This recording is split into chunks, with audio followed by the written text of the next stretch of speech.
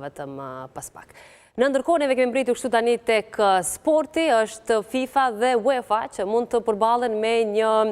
përplasje të re pas planeve të fundit të qeverive botërore të futbollit për të hapur garat kryesore ndërkombëtare ndaj investitorëve privat. Sipas BBC Sport, janë 55 federata anëtare të UEFA-s që do zhvillojnë një takim urgjent gjatë kësaj jave për të diskutuar planin e FIFA-s për krijimin e një strukture të re komerciale që do të menaxhojë ngjarjet kryesore përfshirë dhe Kupën e Botës. FIFA ka bërë të ditur se synon që të krijojë një kompani të re ku investitorët jashtëm do të kenë mundësi që të blejnë aksione.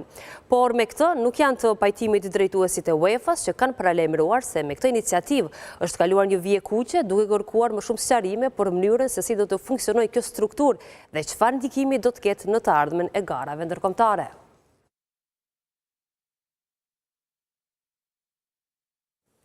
E avancimi i klubit Drita në rrethin e tretë kualifikues të ligës konferencës ka bërë që Kosova të rangohet më lart në UEFA, por kjo renditje mund të ndryshojë edhe më shumë nëse dhe dy skuadra